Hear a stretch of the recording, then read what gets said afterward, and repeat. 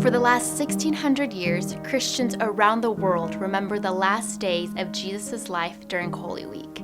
Today is Holy Tuesday. Holy Tuesday remembers the day Jesus curses a fig tree and it withers down to the root. Israel, and in particular her priests and temple, were God's intended plan to extend his love and blessing to all nations.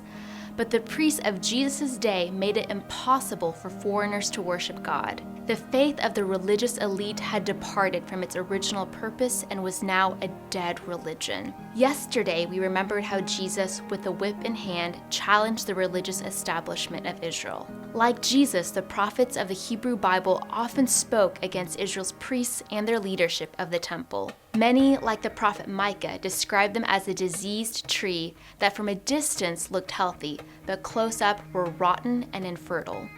So the next morning, when Jesus sees a fig tree with no fruit on it, he curses it and it withers. It's a prophetic symbol to his disciples that the current leadership of Israel's temple has forgotten its purpose. It is corrupt, dead, and must be destroyed. The disciples miss the symbolism and only ask how the fig tree withered so quickly.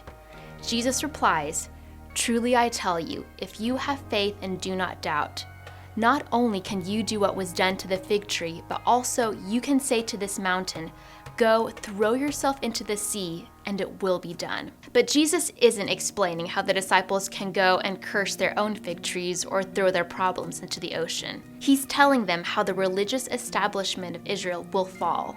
When the disciples pray in faith, the mountain that the temple is built on will crumble. Through the disciples' faith, Israel's corrupt leadership will fall.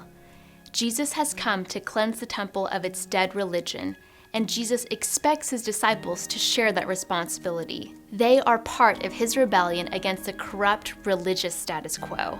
In the verses following today's passage, the religious leaders question what right Jesus has to claim the end of their temple system. Jesus responds over and over again with stories and parables that reveal their corruption. And then, like the prophets before him, Jesus predicts the destruction of Israel's temple by an invading army. The religious leaders can't take it anymore and continue their schemes to kill Jesus. Holy Tuesday is good news because Jesus announces the end of a corrupt religious order and the dawning of a new global people of God.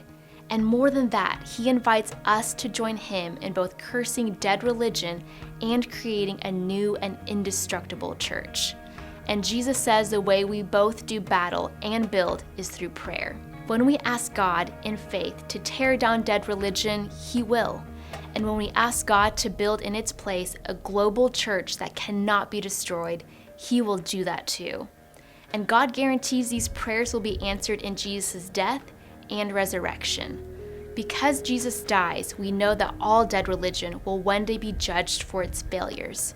But because Jesus rose from the dead, we know that in its place, Jesus is making a new temple called the church that can never be destroyed, not even by death. So I pray that on this Holy Tuesday, you will accept that Jesus is creating a new religious order in us, and that by faith, we can join Jesus in tearing down corrupt religious systems and in their place, build a church that death, corruption, or the schemes of men will never destroy.